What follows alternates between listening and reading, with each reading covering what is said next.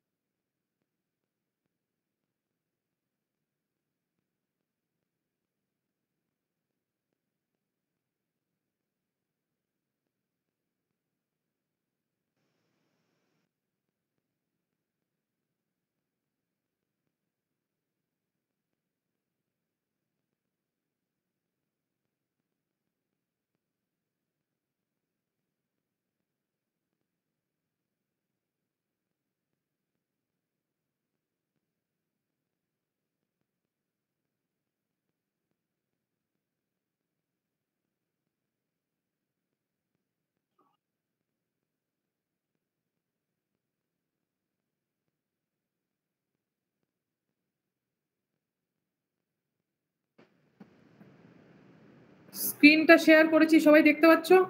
হ্যাঁ ম্যাম দেখতে পাচ্ছি। হ্যাঁ ম্যাম দেখতে পাচ্ছি। 12:30 বেজে গেছে, শুরু করি। ঠিক আছে ঠিক আছে।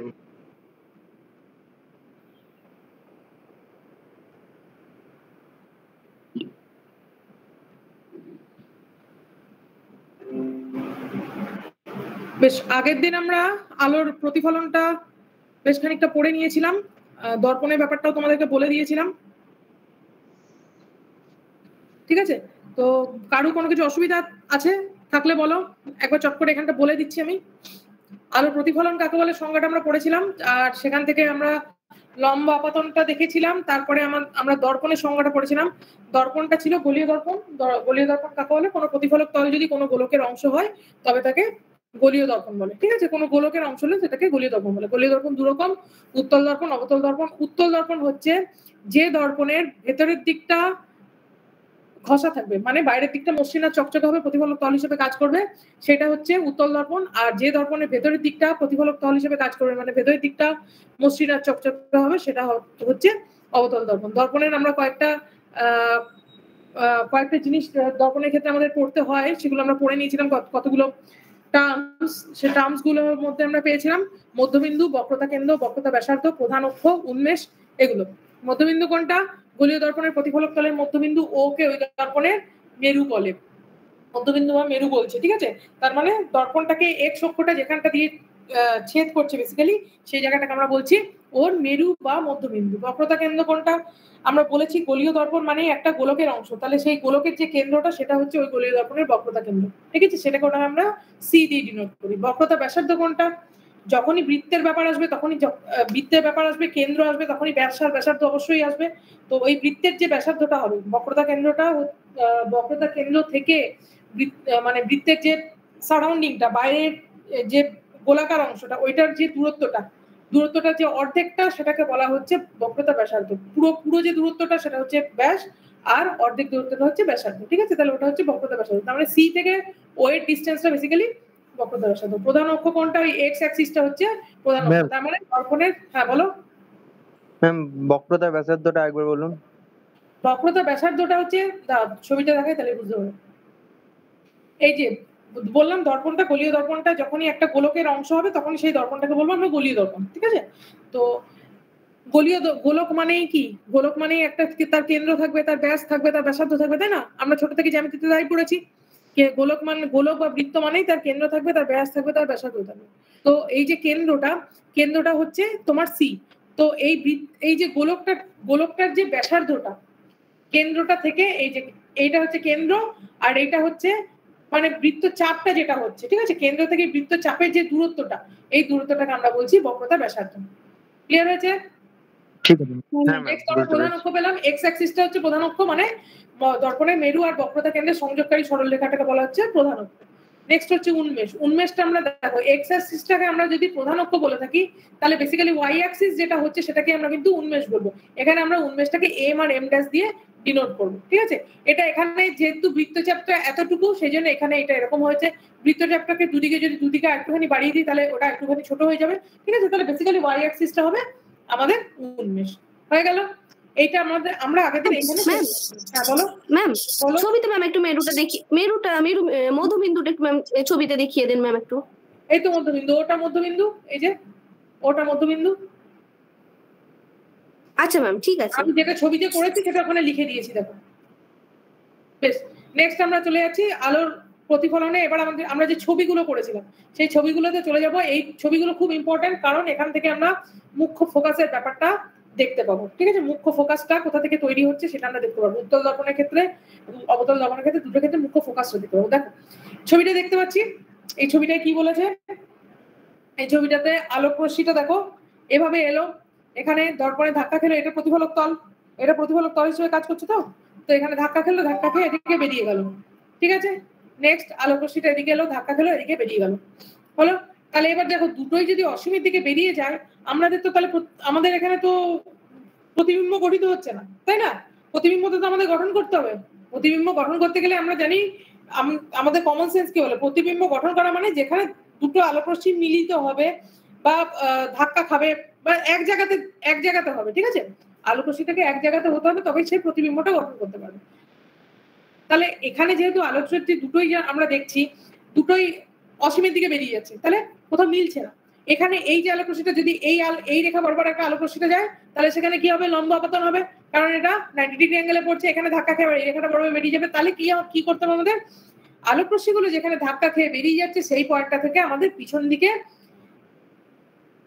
বাড়িয়ে দিতে হবে সেই পয়েন্ট দুটোকে, ঠিক আছে? মনে আছে আমরা যখন 9-10 জ্যামিতি করতাম, আমাদের উপপাদ্যগুলো প্রমাণ করার জন্য কি করতে হতো? উপপাদ্যগুলো প্রমাণ করার জন্য আমাদের কিছু ড্রয়িং করে নিতে হতো। কোথাও একটা কোণ এঁকে নিতে হতো, কোথাও বৃত্তচাপটা একটু বাড়িয়ে দিতে হতো, কোথাও একটু সরল রেখাটাকে বাড়িয়ে দিতে হতো, ঠিক আছে? কোথাও একটা সমদ্বিখণ্ডিত করতে হতো। তো এখানে কি করবো আমরা? বেসিক্যালি সিম্পল জিনিস, এখানে দুদিকে বাড়িয়ে দিলাম ডটেড লাইন দিয়ে। 11 আমরা পড়েছিলাম ডটেড লাইন কোথায় আমরা ইউজ করি গো? যে রেখাগুলোকে আমরা দেখতে পাই না, ড্রয়িং এ পড়েছিলাম মনে আছে? যে রেখাগুলোকে আমরা দেখতে পাই না, যে রেখাগুলোকে আমরা দেখতে পাই না সেই রেখাগুলো আঁকার জন্য আমরা ডটেড লাইন ব্যবহার করি, তাই না? তো এখানে ঠিক তাই, এখানে যেহেতু দর্পণের পিছন দিকে আমাদের এই যে রেখা দুটোকে বাড়াচ্ছি, এই রেখা দুটো ডটেড লাইন হচ্ছে, তাই না? ডটেড লাইন কেন হচ্ছে? কারণ এই রেখা দুটোকে আমরা দেখতে পাবো না, এই রেখা দুটোকে আমরা দেখতে পাবো না, আমরা কাল্পনিকভাবে এটাকে বাড়িয়ে দিচ্ছি। বাড়িয়ে দিলে পিছন দিকে যেই জায়গাটাতে এটা যুক্ত হবে সেই জায়গাটাকে আমরা বলবো মুখ্য ফোকাস, ঠিক আছে? এই ক্যাপিটাল এফটা হচ্ছে উত্তল দর্পণের মুখ্য ফোকাস। আর এই ও থেকে ক্যাপিটাল এফ এর মধ্যে যে দূরত্বটা, ও থেকে ক্যাপিটাল এফ এর মধ্যে দূরত্বটাকে আমরা বলবো তোমার ফোকাস দূরত্ব। ক্লিয়ার? এটা হলো উত্তল দর্পণ। বেশ, অবতল দর্পণের ক্ষেত্রে কি? অবতল দর্পণের ক্ষেত্রে কিন্তু জিনিসটা ঠিক উল্টো, কারণ অবতল দর্পণের ক্ষেত্রে আলোক রশ্মিটা যেদিক থেকে আসবে প্রতিফলক তলে ধাক্কা খেয়ে আবার সেদিকেই ফিরে যাবে। আলোক রশ্মিটা যেদিক থেকে আসবে প্রতিফলক তলে ধাক্কা খেয়ে আবার ঠিক সেদিকেই ফিরে যাবে। সেই জন্য কি হচ্ছে? সেই জন্য এখানে আমাদের ডটেড লাইন করতে হচ্ছে না, আলোক রশ্মি দুটো পরস্পরের সাথে মিলিত হয়ে যাচ্ছে ওইদিকেই, ঠিক আছে? তাহলে আমরা দেখতে পাচ্ছি চোখের সামনে মিলিত হয়ে যাচ্ছে, দিয়ে এইখানটাতে ফোকাসটা তৈরি হচ্ছে। এই আলোক রশ্মিটা এখানে এলো, ধাক্কা খেলো, এদিকে বেরিয়ে যাবে। এই আলোক রশ্মিটা এখানে এলো, ধাক্কা খেলো, এখানে বেরিয়ে যাবে। আর এই রেখাটা বড় বড় যদি আলোক রশ্মিটা পড়ে ধাক্কা খেয়ে এদিক দিয়ে বেরিয়ে যাবে। তাহলে কি? পরস্পরের সাথে মিলিত হচ্ছে এই জায়গাটাতে, এইখানটাতে ফোকাস তৈরি হচ্ছে, ঠিক আছে? এই অবতল দর্পণে এটা হলো ফোকাস, এই ও থেকে অবতল দর্পণের দূরত্বটা হলো এইটা, ও থেকে এফটা হলো ফোকাস দূরত্ব, ঠিক আছে? এরপরে যে জিনিসটা পড়বো সেটা হচ্ছে সবচেয়ে ইম্পর্টেন্ট। বলো। হ্যালো ম্যাম, আরেকবার বলুন অবতল দর্পণের মুখ্য ফোকাস। আরেকবার বল। অবতল দর্পণের ক্ষেত্রে কি হলো দাদা? আলোক রশ্মিটা এই আলোক রশ্মি আসছে, এখানে ধাক্কা খেলো, এটা অবতল দর্পণ, ধাক্কা খেয়ে এদিকে বেরোচ্ছে, ঠিক আছে? আবার এই আলোক রশ্মিটা এলো, এখানে ধাক্কা খেলো, এইদিকে বেরিয়ে যাচ্ছে। ক্লিয়ার? তাহলে কি হচ্ছে? ধাক্কা খেয়ে যখনই বেরিয়ে যাচ্ছে পরস্পরের সাথে এখানে যুক্ত হয়ে যাচ্ছে, এখানে মিলিত হচ্ছে, এখানে মিলিত হওয়ার জন্য এখানটাতে অবতল দর্পণের ফোকাসটা তৈরি হচ্ছে। ক্লিয়ার হয়েছে? এটা হলো অবতল দর্পণের মুখ্য ফোকাস। এবারে যেটা বলবো আমরা কার্টেসিয়ান নিয়মটা। কার্টেসিয়ান নিয়মটাতে আমাদেরকে কি পড়তে হবে? কার্টেসিয়ান নিয়মটা কি? তিনটে জিনিসের উপর ডিপেন্ড করে আমরা কার্টেসিয়ান নিয়মটা করি। কার্টেসিয়ান নিয়মটা কি? বেসিক্যালি ফোকাস দূরত্ব, বস্তু দূরত্ব, প্রতিবিম্বের দূরত্ব, কোনটা পজিটিভ হবে কোনটা নেগেটিভ হবে আমরা যখন আলোর ক্ষেত্রে অঙ্কগুলো করব। অঙ্ক তোমাদের খুব বেশি নেই, কিন্তু বেসিক্যালি আলোর ক্ষেত্রে যখনই আমরা কোনো কিছু ডিডাকশন করতে যাই বা কোনো কিছু বিস্তৃতভাবে লিখতে যাই, তখন আমাদের কিন্তু প্রত্যেকটা ক্ষেত্রে চিহ্নর ব্যবহারটা খুব ইম্পর্টেন্ট। এই চিহ্নটাকে কি করে আমরা ডিনোট করব, চিহ্নটাকে কোথায় পজিটিভ বসাবো কোথায় নেগেটিভ বসাবো, সেটার জন্য কিন্তু এই কার্টেসিয়ান নিয়মটা। 3টে পয়েন্ট আছে। 3টে পয়েন্ট কি কি দেখো। গোলীয় দর্পণের ক্ষেত্রে সব দূরত্ব দর্পণের মেরু থেকে পরিমাপ করা হয়। দর্পণের মেরু থেকে মানে ও থেকে, তাই না? তোমাদেরকে বলে দিয়েছিলাম দর্পণের মেরুটা কোনটা, ও।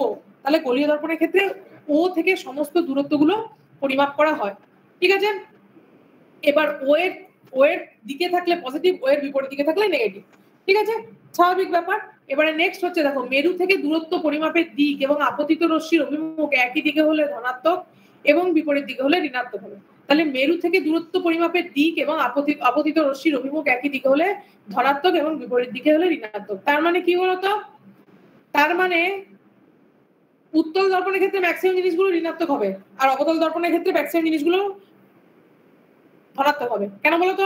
কারণ উত্তল দর্পণের ক্ষেত্রে যা কিছু তৈরি হচ্ছে, হ্যাঁ উল্টো হবে। কেন বলতো? উত্তল দর্পণের ক্ষেত্রে যা তৈরি হচ্ছে, যা জিনিসই তৈরি হচ্ছে, কিন্তু ও এর উল্টো দিকে তৈরি হচ্ছে, মানে আলোক রশ্মি যেদিকে পড়ছে তার উল্টো দিকে তৈরি হচ্ছে। আর অবতল দর্পণের ক্ষেত্রে দেখো যাই তৈরি হচ্ছে, কিন্তু আলোক রশ্মি যেদিকে পড়ছে, যেদিক থেকে আলোক রশ্মি আসছে সেই দিকেই তৈরি হচ্ছে, তাই না? তাহলে উত্তল দর্পণের ক্ষেত্রে ম্যাক্সিমাম জিনিস নেগেটিভ হবে, আর অবতল দর্পণের ক্ষেত্রে ম্যাক্সিমাম জিনিস পজিটিভ হবে। এটা গেল 3 নম্বর পয়েন্ট। দেখো, দর্পণের প্রধান অক্ষকে এক্স অক্ষ ধরা হলে দর্পণের প্রধান অক্ষের সঙ্গে লম্ব ধনাত্মক ওয়াই অক্ষ বরাবর দূরত্বকে ধনাত্মক চিহ্ন এবং ঋণাত্মক ওয়াই অক্ষ বরাবর দূরত্বকে ঋণাত্মক চিহ্ন। তার মানে এই যে এক্স অ্যাক্সিসটা বলেছি তোমাদের, এক্স অক্ষটা বলেছি, এক্স অক্ষের উপরের দিকে যা যা আছে, যা যা তৈরি হবে সব পজিটিভ হবে। এক্স অক্ষের নিচের দিকে যেটা তৈরি হবে সেটা সমস্ত নেগেটিভ হবে, তাই না? কারণ এখানে কি বলেছে, ওয়াই অক্ষের ধনাত্মক দিক। ওয়াই অক্ষের ধনাত্মক দিক মানে এক্স অ্যাক্সিসের উপরের দিকটা হচ্ছে ওয়াই অ্যাক্সিসের ধনাত্মক দিক, আর এক্স অ্যাক্সিসের নিচের দিকটা হচ্ছে ওয়াই অ্যাক্সিসের ঋণাত্মক দিক। ক্লিয়ার হয়েছে সবার? এক্স অ্যাক্সিসের উপরের দিকটা হচ্ছে ওয়াই অ্যাক্সিসের ধনাত্মক দিক, আর এক্স অ্যাক্সিসের নিচের দিকটা হচ্ছে ওয়াই অ্যাক্সিসের ঋণাত্মক দিক। বলো, কে কি জিজ্ঞেস করছো বলো। হ্যাঁ ম্যাম, 1 নম্বর পয়েন্ট। বুঝতে পারছি না, কারোর যে কেউ তোমার ma'am. সাউন্ডটা কেটে যাচ্ছে, তুমি হ্যাঁ। চ্যাটে লিখে দাও, চ্যাটে লিখে দাও কি বলছো, বুঝতে পারছি না।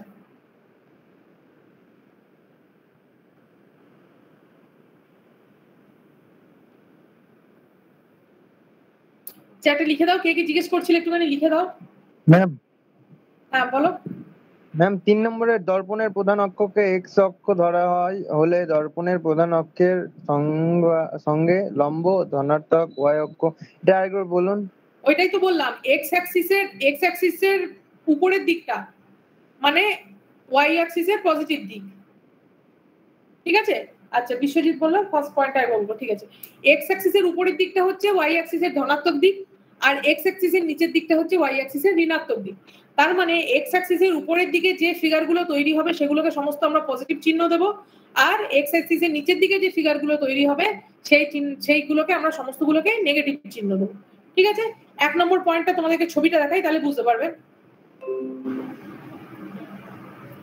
দেখো 1 নম্বর পয়েন্টটাতে কি বলেছে, গোলীয় দর্পণের ক্ষেত্রে সব দূরত্বকে দর্পণের মেরু থেকে পরিমাপ করা হয়। দর্পণের মেরু কোনটা বলেছি, ওটা বলেছি দর্পণের মেরু। আগে এখন বোঝা গেল সংজ্ঞাগুলো আমরা কেন পড়লাম, সংজ্ঞাগুলো এই জন্য পড়লাম, এই যে আমাদের এখানে প্রত্যেক পদে পদে কাজে লাগছে। এই ওটা হচ্ছে দর্পণের মেরু। দর্পণের মেরুর থেকে সমস্ত কিছু পরিমাপ করা হবে, মানে হয় ও থেকে বাঁ দিকে নইলে ও থেকে ডান দিকে সমস্ত কিছু মাপ হবে। যেটাই মাপবো আমরা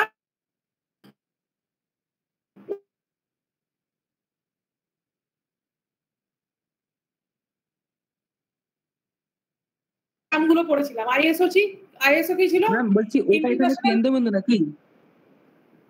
হ্যাঁ না, ওটা ওটা কেন্দ্রবিন্দু নয়, ওটা মেরুবিন্দু। কেন্দ্রবিন্দুটা সি, বক্রতা কেন্দ্র যেটা, কেন্দ্রবিন্দুটা সি, ওটা বলেছি মেরুবিন্দু। ওটা হচ্ছে মেরুবিন্দু, মেরু থেকে সমস্ত কিছু আমরা পরিমাপ করব। ঠিক আছে, ওটা হচ্ছে মেরুবিন্দু, মেরুটা থেকে আমরা সমস্ত কিছু পরিমাপ করব।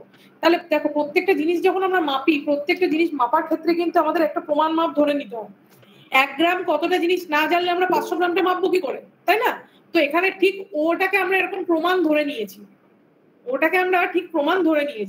তোমরা কম্পিউটারে যখন কোনো কিছু টাইপ করো, কোনো কিছু টাইপ করতে গেলে কি একটা যে ফন্টে আমরা টাইপ গুলো করি, তাহলে একটা প্রমাণ ফন্ট থাকে, ঠিক আছে, একটা ডিফল্ট এই যে কথাটা তোমরা ডিফল্ট ওয়ার্ডটা বারবার ইউজ করো, ডিফল্টটা মানে কি একটা সেট করা থাকে, ক্যালিব্রিটা সেট করা থাকে বেসিক্যালি।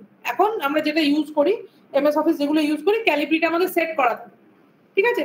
তো যখন সেট করা থাকে একটা ডিফল্ট জিনিস সেট করা থাকে, এখানে ওটাকে আমরা ডিফল্ট ধরে নিচ্ছি, ঠিক আছে। তাহলে ওটা থেকে বাঁ দিকে মাপবো, নইলে ওটা থেকে ডান দিকে মাপবো সমস্ত কিছুগুলো। এটা হলো 1 নম্বর পয়েন্ট। 2 নম্বর পয়েন্ট, আলোক রশ্মি যেদিক থেকে আসছে সেদিকে যদি প্রতিবিম্ব গঠিত হয় বা বস্তু রাখা হয়, প্রতিবিম্ব দূরত্ব বস্তু দূরত্ব সমস্তটা পজিটিভ হবে। আর আলোক রশ্মি যেদিক থেকে আসছে তার উল্টো দিকে যদি সমস্ত জিনিসগুলো থাকে তাহলে সেগুলো সমস্ত কিছু নেগেটিভ হবে। এই 3টে পয়েন্ট নিয়েই আমরা কিন্তু সমস্ত ছবিগুলো করব, সমস্ত কি বলবো চিহ্নগুলো বসাবো। এবারে দেখো অবতল দর্পণের ক্ষেত্রে প্রথমে দেখো অবতল দর্পণের ক্ষেত্রে কি হয়েছে। অবতল দর্পণের ক্ষেত্রে আমরা যখন ছবি করেছি দেখো ও থেকে প্রতিবিম্ব দূরত্ব, ও থেকে প্রতিবিম্ব দূরত্ব কি দেখো, আলোক রশ্মি যেদিকে আসছে সেটা হচ্ছে ও এর উল্টো দিক, ঠিক আছে। তার মানে ও কিউ, এই যে ও কিউটা হচ্ছে তোমার, আমরা যদি ইয়েটাকে তোমার বস্তু দূরত্বটাকে ভি ধরি, বস্তু দূরত্বটাকে ইউ ধরি, আর প্রতিবিম্ব দূরত্বটাকে ভি ধরি, ফোকাস দূরত্বটাকে এফ ধরি, তাহলে বস্তু দূরত্বটা এখানে কি হবে মাইনাস ইউ। বস্তু দূরত্বটা এখানে কি ও কিউটা হচ্ছে মাইনাস কিউ, কারণ আলোক রশ্মিটা যেদিকে আছে ও থেকে আমরা যখন মাপছি সেটা কিন্তু তার উল্টো দিকে হচ্ছে। দেখো দুটো পয়েন্ট এখানে কন্ট্রাডিক্ট করলো। প্রথম পয়েন্টে আমরা কি বলেছিলাম, যা কিছু আমরা মাপবো ও থেকে মাপবো, তার মানে এখানে আমাদের বস্তু দূরত্বটা কি মাপতে হবে ও কিউ, তাই তো, তাই না। বস্তু দূরত্ব আমাদের ও কিউ মাপবো, কারণ আমরা যা বলেছিলাম প্রত্যেকটা জিনিস আমরা ও থেকে মাপবো, তাই না। এটা প্রথম পয়েন্ট। দ্বিতীয় পয়েন্টে আমরা বলেছিলাম আলোক রশ্মি যেদিকে আসছে সেদিকেই যদি জিনিসগুলো তৈরি হয়, প্রতিবিম্ব দূরত্ব বলো বস্তু দূরত্ব বলো যাই হয়, সেদিকেই যদি থাকে তাহলে মানে যদি আমরা জিনিসটা কিউ ও মাপতাম তাহলে কিন্তু এটা পজিটিভ হতো, কিন্তু এখানে আমরা যেহেতু ও কিউ মাপছি তার মানে পি আর, আলোক রশ্মিটা আসছে কোন দিক থেকে, পি আর ধরে আসছে, আর আমরা ঠিক তার উল্টো দিকে মাপছি ও কিউ। যেহেতু পি আর ধরে আলোক রশ্মিটা আসছে আর ও কিউ মাপটা তার উল্টো দিকে, সেই জন্য বস্তু দূরত্বটা এখানে হলো নেগেটিভ, ঠিক। আচ্ছা, প্রতিবিম্ব দূরত্ব, প্রতিবিম্বটা কোথায় তৈরি হচ্ছে, এই যে পি পয়েন্টে, এখানে পি পয়েন্টে তৈরি হচ্ছে, স্মল পি স্মল কিউতে প্রতিবিম্ব তৈরি হচ্ছে স্মল পিটা, তাহলে প্রতিবিম্ব দূরত্বটাও ঠিক তাই নেগেটিভ হবে। ও থেকে পি, ও থেকে কিউ হোক বা ও থেকে পি হোক, যেটাই আমরা মাপটা নেবো, ও কিউটা যদি আমরা নিই, ও স্মল কিউ মাপটা যদি নিই, সেটাও কিন্তু পি আর এর উল্টো দিকে হচ্ছে। পি আরটা কিভাবে যাচ্ছে, পি আরটা যাচ্ছে এভাবে এই রুটে, আর ও কিউটা তৈরি হচ্ছে এভাবে, যেভাবে আমি ছবিগুলো টানলাম, তাই না। তাহলে যখন যেহেতু উল্টো দিকে হচ্ছে তাহলে প্রতিবিম্ব দূরত্বটা এখানে মাইনাস ভি, কারণ আমরা দ্বিতীয় পয়েন্টে বলেছি আলোক রশ্মি যেদিকে থাকছে তার উল্টো দিকে যদি জিনিসগুলো তৈরি হয় বা উল্টো দিকে প্রতিবিম্ব বলো আলোক বলো যাই বলো সেটা আমরা নেগেটিভ বলবো, তাহলে এখানে প্রতিবিম্ব দূরত্বটা হলো নেগেটিভ। এবার ফোকাস দূরত্বটা এফটাও দেখো, ও থেকে এফ মাপটা নেবো, সেটাও তাহলে পি আর এর উল্টো দিকে হলো, সেই জন্য মাইনাস এফ, ক্লিয়ার। এবার বলেছে বস্তুর উচ্চতা, ক্যাপিটাল পি ক্যাপিটাল কিউ, বস্তুর উচ্চতা প্লাস এইচ, কেন আমরা বলেছি এক্স অ্যাক্সিসের উপরের দিকে যা থাকবে সব হবে পজিটিভ, এক্স অ্যাক্সিসের নিচের দিকে যা থাকবে তা হবে নেগেটিভ। তাহলে বস্তুটাকে রেখেছি আমরা এই যে ক্যাপিটাল পি ক্যাপিটাল কিউ, এটা হচ্ছে বস্তুর উচ্চতা, তার মানে এক্স অ্যাক্সিসের উপরের দিকে আছে, এই জন্য পজিটিভ এইচ প্লাস এইচ, ঠিক আছে। আর প্রতিবিম্বটা তৈরি হয়েছে এই দেখো স্মল কিউ স্মল পিটা তৈরি হচ্ছে দেখো এক্স অ্যাক্সিসের নিচের দিকে, এই ও কিউটা হচ্ছে x axis, small q small পিটা তৈরি হচ্ছে এক্স অ্যাক্সিসের নিচের দিকে, তাহলে এটা হলো নেগেটিভ এইচ। তার মানে তাহলে বিয়েগুলো বোঝা গেল, বস্তু দূরত্বটা হচ্ছে মাইনাস ইউ, প্রতিবিম্ব দূরত্বটা হচ্ছে মাইনাস ভি, ফোকাস দূরত্বটা হচ্ছে মাইনাস এফ, বস্তুর উচ্চতাটা হচ্ছে প্লাস এইচ, প্রতিবিম্বের উচ্চতা হচ্ছে মাইনাস এইচ। এইটা হচ্ছে তোমার অবতল দর্পণের ক্ষেত্রে। কারোর কোনো অসুবিধা? এটা আরেকবার বলবেন?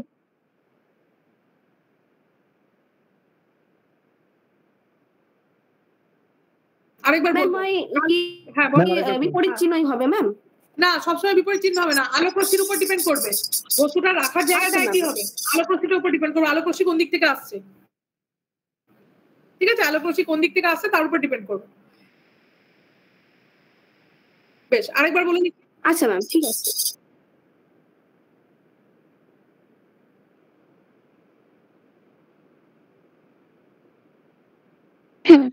আলোক রশ্মিটা যখন আমরা আলোক রশ্মিটা প্রথম আমরা দেখে নিচ্ছি আলোক রশ্মিটা যাচ্ছে পি থেকে আর, ঠিক আছে? তারপরে ডান দিক থেকে বাঁ দিকে আলোক রশ্মি যাচ্ছে। এবারে দ্বিতীয় প্রথম পয়েন্টে আমরা কি বলেছিলাম কার্টেসিয়ান নিয়মে, যে সমস্ত মাপগুলো আমরা ও থেকে মাপবো, ঠিক আছে? সমস্ত মাপগুলো আমরা ও থেকে মাপবো। ও থেকে তাহলে যখন মাপছি আলোক রশ্মিটা আমাদের ধরে নিয়েছি পি থেকে আর, তাহলে ও থেকে যখন মাপগুলো মাপছি ও থেকে কিউ হচ্ছে, ও থেকে কিউটা কি হচ্ছে পি থেকে আর এর উল্টো দিক হচ্ছে। তার মানে বস্তুটা তাহলে কোথায় রাখা হচ্ছে, আলোক রশ্মি যেদিকে যাচ্ছে তার উল্টো দিকে বস্তুটা রাখা আছে। তাহলে বস্তুর দূরত্বটা কি হলো, মেরুবিন্দু থেকে বস্তুর দূরত্বটা তাহলে হলো নেগেটিভ, ঠিক আছে? তারপরে হলো প্রতিবিম্ব দূরত্ব। প্রতিবিম্ব দূরত্বটা দেখো ও স্মল কিউ, সেটাও হচ্ছে পি থেকে পি আর এর উল্টো দিকে, তাহলে সেটাও হলো নেগেটিভ চিহ্ন। ফোকাস দূরত্বটা ও F is equal to small F, ঠিক আছে? সেটাও হচ্ছে পি আর এর উল্টো দিকে, কারণ ও থেকে মাপছি, সেটাও তাহলে স্মল এফটা হলো নেগেটিভ। বস্তুটাকে রাখা আছে ক্যাপিটাল বি ক্যাপিটাল কিউটা এক্স অ্যাক্সিসের উপরের দিকে মুখ করে, যেদিকে অ্যারোটা থাকবে সেদিকে মুখ করে আছে। তার মানে এক্স অ্যাক্সিসের উপরের দিকে মুখ করে আছে, ঠিক আছে? পি কিউটা ক্যাপিটাল পি ক্যাপিটাল কিউটা, তাহলে এটা হচ্ছে পজিটিভ এইচ প্লাস এইচ, কারণ এক্স অ্যাক্সিসের উপরের দিকে আছে। প্রতিবিম্বটা তৈরি হচ্ছে স্মল পি স্মল কিউটা এক্স অ্যাক্সিসের নিচের দিকে, ও কিউ এর নিচের দিকে, তার মানে এক্স অ্যাক্সিসের নিচের দিকে, তাহলে এক্স অ্যাক্সিসের নিচের দিকে তৈরি হচ্ছে বলে প্রতিবিম্বের উচ্চতাটা হচ্ছে নেগেটিভ এইচ। ক্লিয়ার হলো অবতল দর্পণ? এবার আমরা চলে যাবো উত্তল দর্পণে।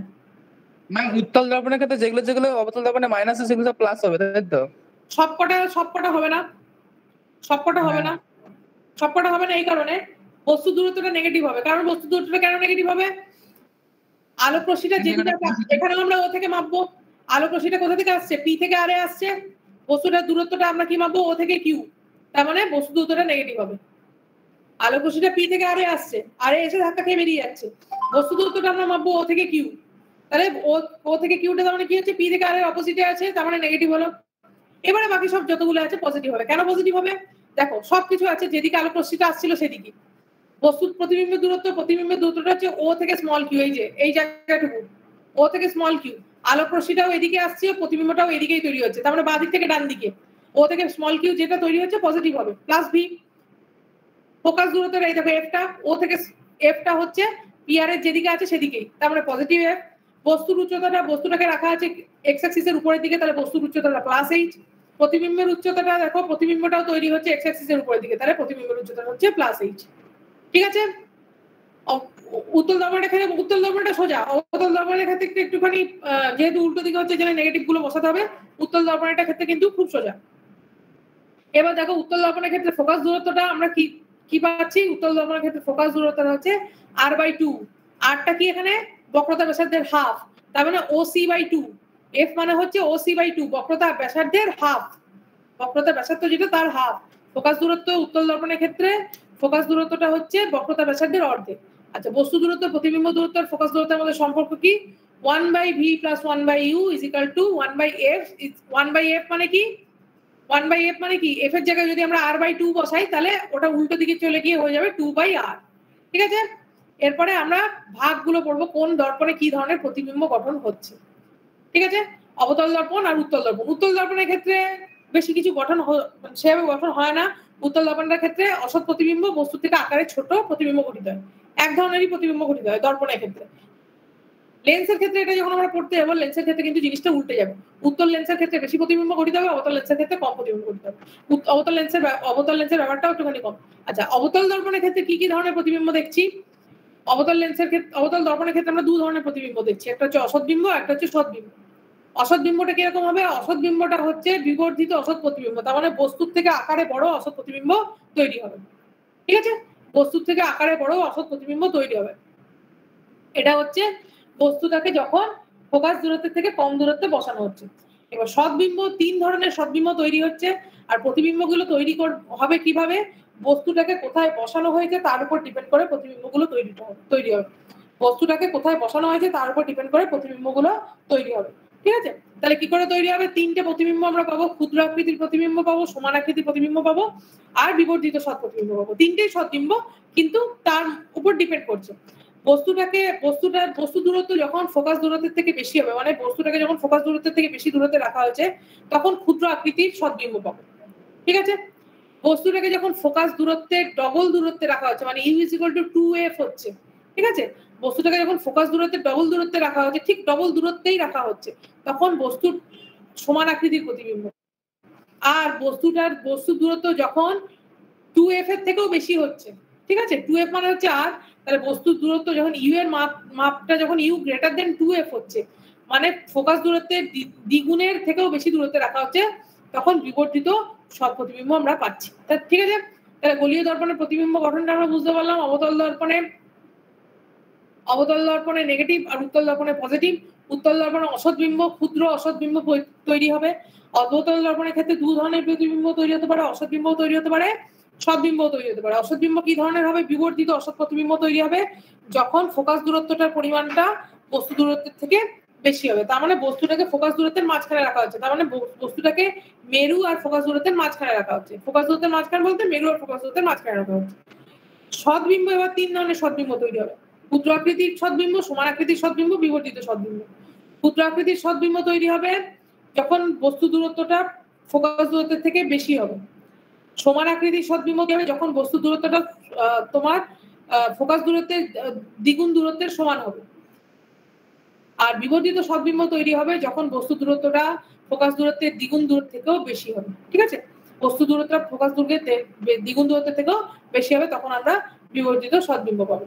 ঠিক আছে, এটা বোঝা গেল মোটামুটি? আগেও বলে দিয়েছিলাম, তবু একবার বলে দিচ্ছি।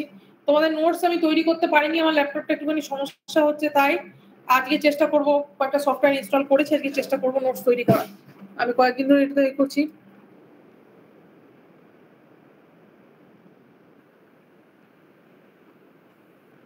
আচ্ছা, বোঝা গেল? তারপরে নেক্সট আমরা চলে যাব পরের ইয়েটাই চলে যাব। পরেরটায় কতগুলো ছবি ছিল, সেই ছবিগুলো একটুখানি চট করে দেখে নিই।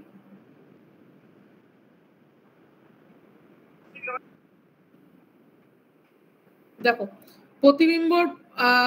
প্রতিবিম্বগুলো কিরকম তৈরি হচ্ছে বস্তুর অবস্থানের উপর ডিপেন্ড করে। বস্তু যখন অসীমে থাকছে তখন প্রতিবিম্বটা তৈরি হচ্ছে এরকম ভাবে, এই যে এফ এ তৈরি হচ্ছে প্রতিবিম্ব। ঠিক আছে, বস্তু অসীম আর বক্রতা কেন্দ্রের মাঝখানে এখানে কিভাবে প্রতিবিম্বগুলো তৈরি হচ্ছে দেখো। এই একটা আলোক রশ্মি আসছে, এখানে ধাক্কা খেয়ে সোজা বেরিয়ে গেল। এই একটা আলোক রশ্মি এলো, এখানে ধাক্কা খেয়ে সোজা বেরিয়ে গেল। এখানে আলোক রশ্মি ধাক্কা খেয়ে সোজা বেরিয়ে গেল, তার মানে কি প্রতিবিম্ব কোথায় তৈরি হবে? যেখানে দুটো আলোক রশ্মি ছেদ করেছে। দেখো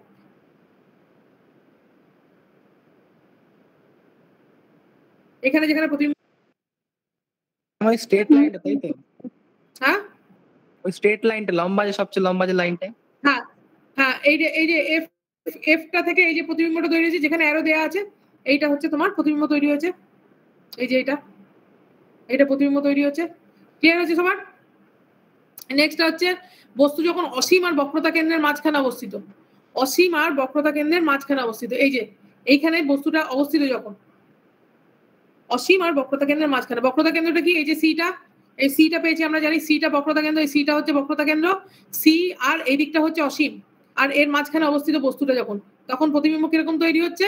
এই যে তখন এরকম প্রতিবিম্ব তৈরি হচ্ছে, বস্তুর থেকে আকারে ছোট, তোমার আকারে ছোট আর কি বলবো, অবশিষ্ট প্রতিবিম্ব তৈরি হচ্ছে। ঠিক আছে, এটা অবশিষ্ট তৈরি হয়েছিল, এটা অবশিষ্ট তৈরি হচ্ছে। কারণ অবশিষ্ট কেন বলছি? বস্তুটার মাথাটা উপরের দিকে আছে, প্রতিবিম্বের মাথাটা নিচের দিকে হচ্ছে, তার মানে কি অবশিষ্ট প্রতিবিম্ব তৈরি হচ্ছে। ঠিক আছে, তারপরে নেক্সট, বস্তুকে যখন বক্রতা কেন্দ্রে রাখা হচ্ছে, বস্তুটা যখন বক্রতা কেন্দ্রে অবস্থিত, ঠিক সি তে যখন বস্তুটা অবস্থিত, তখন সমান আকৃতির প্রতিবিম্ব তৈরি হবে। এই দেখো, এই স্মল পি স্মল কিউ এখানে তৈরি হয়েছে, সমান আকৃতির প্রতিবিম্ব তৈরি হয়েছে। আগে যেগুলো বললাম সেগুলোরই ছবিগুলো এখানে দিয়েছি। বস্তু যখন বক্রতা কেন্দ্রে এবং ফোকাসের মাঝখানে অবস্থিত, এই যে বক্রতা কেন্দ্র আর ফোকাস এর মাঝখানে বস্তুটা যখন অবস্থিত, তখন অবশিষ্ট প্রতিবিম্ব তৈরি হবে। ঠিক আছে, তখন অবশিষ্ট প্রতিবিম্ব, বস্তু থেকে আকারে ছোট অবশিষ্ট প্রতিবিম্ব তৈরি হবে। এটা হলো। আচ্ছা, নেক্সট দেখো, ওই ছবিগুলোই এখানে একটুখানি ভালো করে দিয়েছি, ওটা আমি হাতে এঁকেছিলাম, তারপরে এই ছবিগুলো যখন পেয়েছিলাম তখন দিয়েছিলাম। হ্যাঁ বলো। হ্যাঁ ম্যাম, আগেটা একবার বলুন, এখানে যেটা দেখো এখানে বলে দিচ্ছি, এই ছবিগুলো দেখিয়ে বলে দিচ্ছে। দেখো, বস্তু যখন কোথায় তৈরি হচ্ছে? বস্তু যখন বক্রতা কেন্দ্রের মাঝখানে থাকছে। ঠিক আছে, সরি, বস্তুটা যখন অসীমে থাকছে, ইনফিনিটিতে, মানে অসীমে থাকছে। অসীম থেকে কিভাবে আলোক রশ্মিগুলো আসছে দেখো, এখান থেকে একটা আলোক রশ্মি এলো, এই আলোক রশ্মিটা এলো, এখানে ধাক্কা খেয়ে এদিকে বেরিয়ে গেল। এইখানে একটা আলোক রশ্মি এলো, ধাক্কা খেয়ে এদিকে সোজা বেরিয়ে যাবে, এখানে দাগটা দেয়নি, সোজা বেরিয়ে যাবে। পরস্পরের সাথে এখানটাতে ছেদ করছে বলে এখানে প্রতিবিম্বটা তৈরি হচ্ছে। ঠিক আছে? আচ্ছা, বস্তুটাকে রাখা হচ্ছে যখন ফোকাস দূরত্ব আর বক্রতা কেন্দ্রের মাঝখানে, সরি ফোকাস দূরত্বের থেকে বক্রতা কেন্দ্রের থেকে দূরে থাকছে। বস্তুটা যখন বক্রতা কেন্দ্রের থেকে দূরে থাকছে, বক্রতা কেন্দ্র মানে কি, আমরা যে গোলকের অংশ, গোলীয় দর্পণটা, সেই গোলকের কেন্দ্রটাকে বক্রতা কেন্দ্র ধরেছি। বক্রতা কেন্দ্র আর অসীমের মাঝখানে যখন বস্তুটা থাকছে, তখন প্রতিবিম্বটা কি অবশিষ্ট বস্তু থেকে আকারে ছোট প্রতিবিম্ব তৈরি হচ্ছে। নেক্সট ছবি আমরা কি পাচ্ছি, বস্তুটাকে কোথায় রাখা হচ্ছে, বস্তুটাকে যখন বক্রতা কেন্দ্রে রাখা হচ্ছে, মানে সিতে রাখা হচ্ছে, তখন অবশিষ্ট নিজের থেকে সমান আকৃতিরই প্রতিবিম্ব তৈরি করছে। অবশিষ্ট নিজের সাথে সমান আকৃতির প্রতিবিম্ব তৈরি করছে। হলো। নেক্সট হচ্ছে বস্তুটা যখন বক্রতা কেন্দ্রের ফোকাসের মাঝখানে থাকছে, এই যে ফোকাসের মাঝখানে থাকছে, তখন কি নিজের থেকে বড় আকৃতির অবশিষ্ট প্রতিবিম্ব তৈরি করছে। নিজের থেকে বড় আকৃতির অবশিষ্ট প্রতিবিম্ব তৈরি করছে। এইখানে দেখো প্রতিবিম্বগুলো কি করে তৈরি হচ্ছে, তার নিচে ছবিগুলো দিয়ে দিয়েছে। দেখো ওই সেমই ছবিগুলো কি করে তৈরি হচ্ছে, দেখো সেম ছবিগুলোই কালার করে দেখিয়েছি। দেখো ক্লিয়ার হয়েছে? এই হয়ে গেল আমাদের গলীয় দর্পণ। গলীয় দর্পণে কি করে প্রতিবিম্ব তৈরি হয়ে গেছে সমস্ত পুরো ব্যাপারটা, দর্পণের ব্যাপারটা কমপ্লিট। দর্পণের ব্যাপারটা কমপ্লিট। এরপরে আমরা পরে পড়বো প্রতিসরণ পড়ে তারপর লেন্সে যাব। দর্পণটা পুরো কমপ্লিট। কারো কাছে কোনো সমস্যা থাকলে, কারো কোনো সমস্যা থাকলে জিজ্ঞাসা করে বলে নাও। কারো কোনো সমস্যা থাকলে জিজ্ঞেস করে নাও, বলে নাও। দর্পণ কমপ্লিট হয়ে গেল। এরপর আমরা প্রতিসরণ যাবো, প্রতিসরণের পর লেন্স পড়বো। ঠিক আছে? প্রতিসরণের পর আমরা লেন্স পড়বো। কারো কোনো সমস্যা থাকলে ক্লিয়ার করে নাও। আমি কিন্তু এটা আর রিভিশন করব না। কারো কোনো সমস্যা থাকলে আজকেই এখনই জিজ্ঞাসা করো। নেক্সট দিন আমরা প্রতিসরণ পড়বো। প্রতিসরণ পড়ে সেখান থেকে লেন্সে চলে যাবো।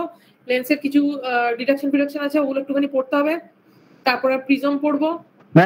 হ্যাঁ বলো। বস্তুর অবস্থান যদি ফোকাসে থাকে, উপরের ছবিটা, হ্যাঁ বলো, দেখো ছবিটা বের করো। উপরের ছবিটা, যেটা আমি হাতে এঁকেছিলাম।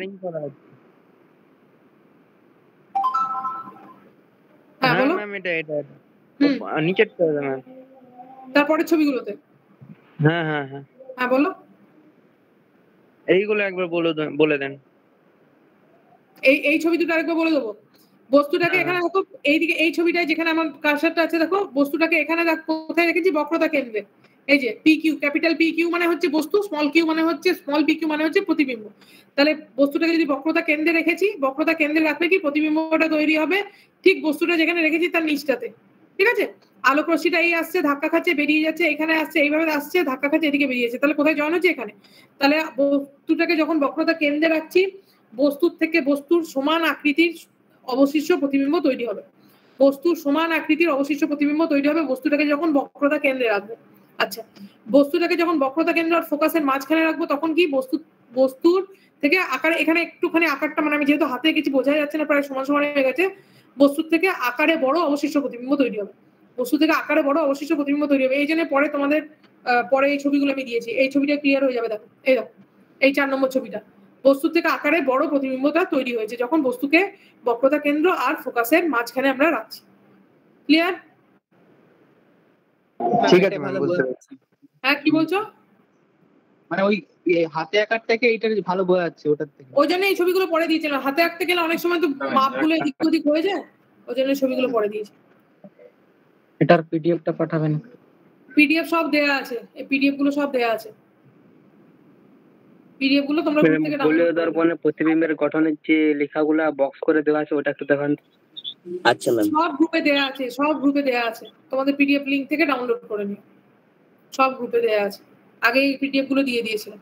ঠিক আছে, আজকে এতটুকুই থাক। দর্পণ আমরা কমপ্লিট করে বললাম, পরের দিন প্রতিসরণটা পড়বো, সেখান থেকে আমরা লেন্সে চলে যাবো। ঠিক আছে, আজকে এখানে শেষ করব। Hello ma'am. হ্যাঁ বলো। ম্যাম বইয়ের সংজ্ঞাতে আছে মসৃণ আর সমৃণের মধ্যে পার্থক্যটা কি? সমৃণ নয়, সমৃণটা ওটা ভুল করে লিখেছে, মসৃণই হবে। ওটা টাইপোগ্রাফিক্যাল মিস্টেক, আর কিছু না। ঠিক আছে। ঠিক আছে, আজকে শেষ করছি এখানে তাহলে। আচ্ছা ম্যাম, ঠিক আছে ম্যাম। ঠিক আছে ম্যাম। Okay ma'am.